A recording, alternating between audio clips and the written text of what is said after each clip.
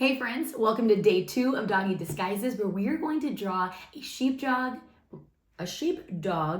dressed as a cat. I know it sounds totally crazy and a whole lot of fun, so let's go ahead and get started.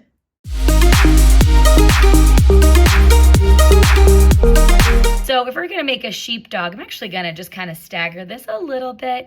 I'm gonna go ahead and start off with a really big nose to start. This is one of my favorite ways to draw a dog nose. It is pointed at the bottom and rounded at the top, kind of like a guitar pick. I like to shade in the top a little bit, leave a little bit of space. You can even draw out an oval and then shade in the bottom. So it kind of makes it look, again, even though it's really simplified, that the nose is a little bit more three-dimensional. Okay, so now because we're gonna draw a dog with really long, kind of shaggy hair, we're gonna draw a zigzag line that just goes kind of right over top of the nose here.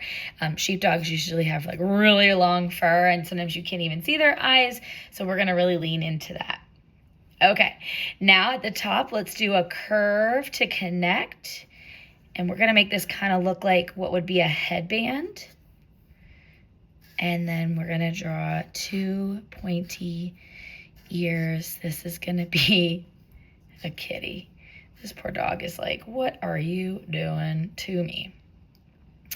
All right, let's go ahead and add in some long, kind of shaggy, fluffy ears on the sides. They don't have to be perfect, really just kind of curves, longer lines. Whenever you add a little bit of texture, you really say what kind of fur an animal has. So longer lines mean longer fur. Okay, now, I'm gonna make this dog look, again, kind of silly. So we're gonna do some lines that go down. This is for the fur around their snout. And then let's make two long curved lines for the body going down. Now, another way that we can do paws that's a little bit different than this is you can actually start with the bottom. And I like to do this by making a nice big rainbow and then a slight curve at the bottom here. And this is basically the paws as if they are facing directly forward, okay? So this looks like a rock or something. So to make it look like textured, I'm gonna just use some straight, loose lines that go from the middle. And again, some lines down, kind of zigzag or loose straight lines that go down on the side there. And then let's go ahead and add in some back legs. So I'm gonna do the same legs as we did before, but I'm just gonna make some kind of short lines following that same general shape. If that's too tricky for you, you can absolutely just draw the line and then we can add texture over it. Let's add a line that goes straight out and back in. Okay.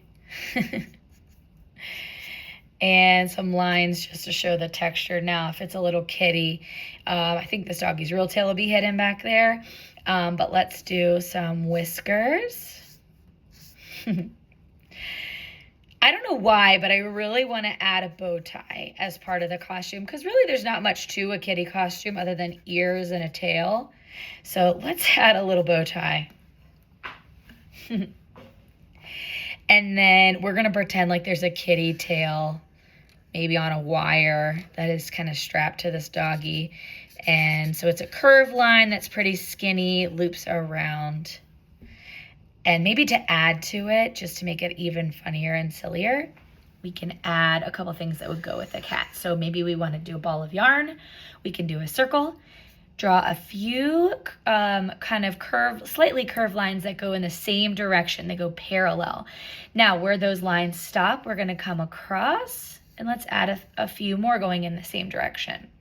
Now, basically at this point, all we do is kind of fill in any negative space with just a few lines that go in the same direction. And this is gonna give the look of a yarn ball. Let's do a little straggler there.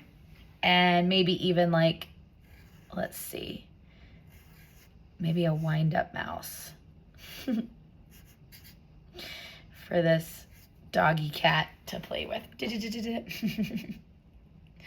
All right, so there is our sheepdog that is dressed up like a cat to celebrate Halloween. I hope that you had fun making this little cutie, and I can't wait to teach you how to do another one tomorrow. See you then.